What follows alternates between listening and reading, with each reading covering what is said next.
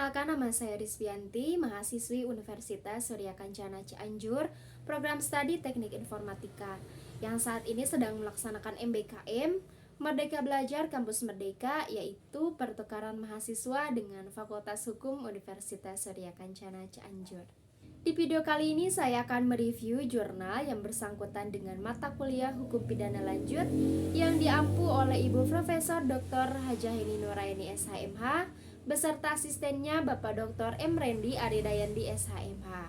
Adapun jurnal yang akan saya review kali ini yaitu tentang pengulangan kejahatan atau residif, analisis kriminologis dan sosiologis di Lembaga Pemasyarakatan kelas 1 Makassar tahun 2008 sampai 2014 oleh Muhammad Wahyu Darmasnya, Universitas Islam Negeri Alauddin Makassar. Yang pertama yaitu pengertian lembaga masyarakat.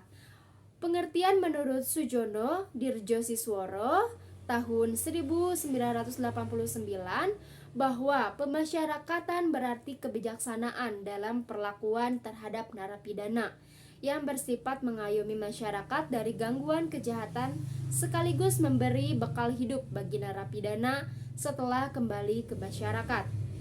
Selanjutnya dalam keputusan Menteri Kehakiman nomor 02 PK 04 poin 10 tahun 1990 menerangkan bahwa pemasyarakatan merupakan bagian dari tata peradilan pidana dari segi pelayanan tahunan, pembinaan narapidana, anak negara dan bimbingan klien kemasyarakatan yang dilaksanakan secara terpadu atau dilaksanakan oleh semua aparat penegak hukum dengan tujuan agar mereka setelah mengalami pidananya dapat kembali menjadi warga masyarakat yang baik.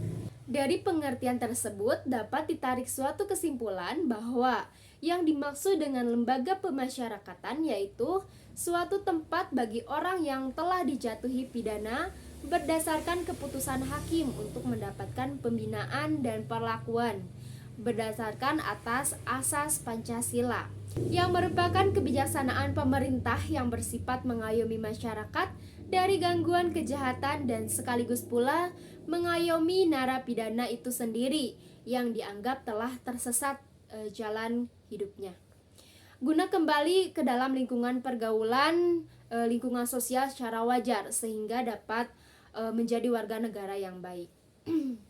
Nah, narapidana di lembaga pemasyarakatan mempunyai banyak kesempatan untuk saling berinteraksi serta bersosialisasi antar sesama narapidana. Interaksi ini membawa dampak positif sekaligus negatif.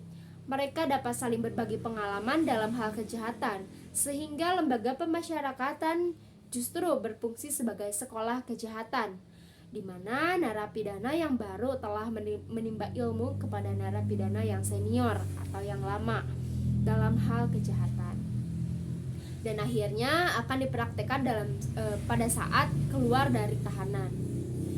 Sebutan sebagai sekolah kejahatan semakin nyata terlihat ketika narapidana yang keluar dari lembaga pemasyarakatan melakukan kejahatan ulang setelah bebas.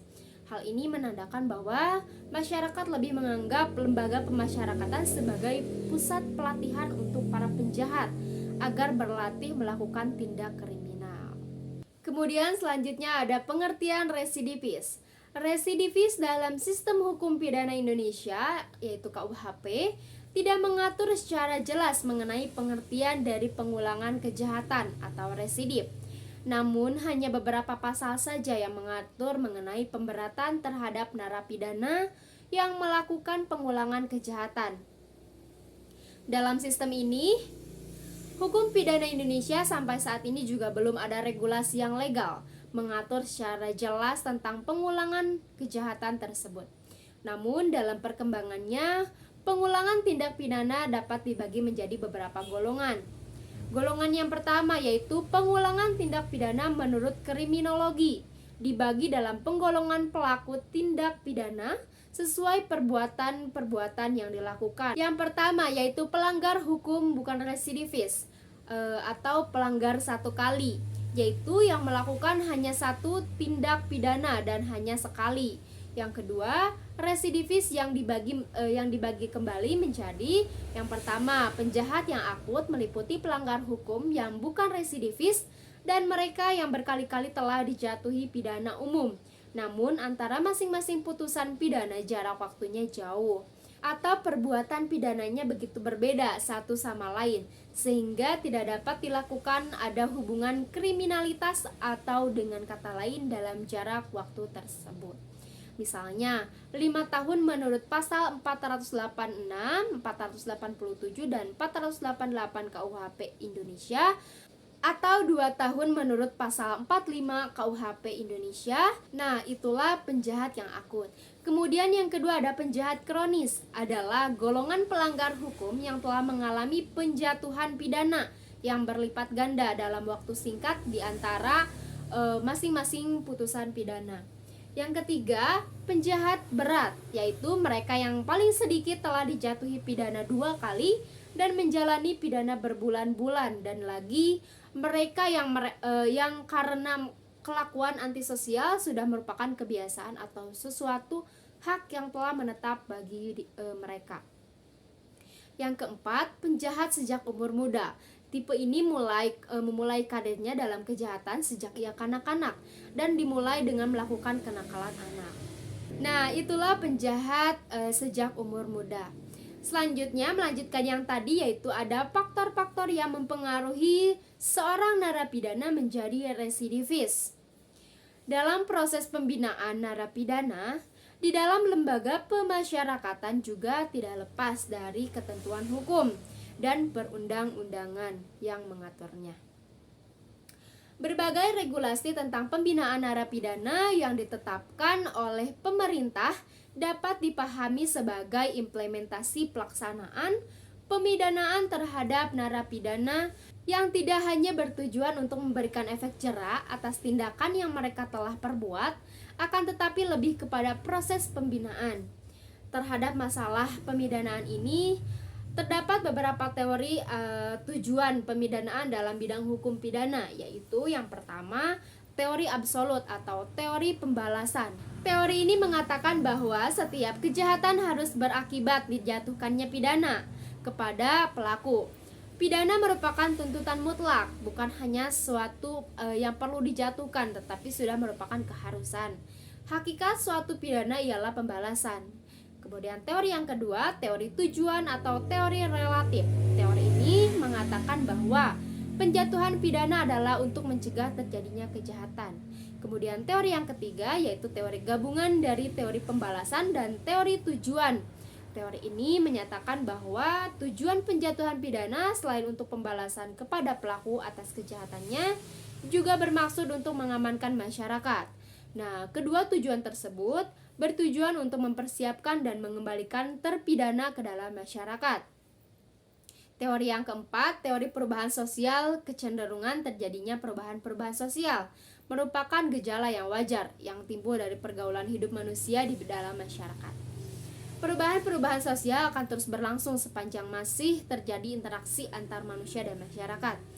Perubahan sosial terjadi karena adanya perubahan dalam unsur-unsur yang mempertahankan keseimbangan masyarakat, seperti perubahan dalam unsur-unsur geografis, biologis, ekonomis, dan kebudayaan.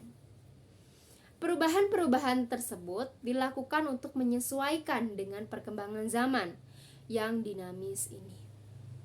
Adapun teori-teori yang menjelaskan mengenai perubahan sosial adalah yang pertama, yaitu ada teori evolusi atau evolution theory. Teori ini pada dasarnya berpijak pada perubahan yang memerlukan proses yang cukup panjang. Dalam proses tersebut, terdapat beberapa tahapan yang harus dilalui untuk mencapai perubahan yang diinginkan.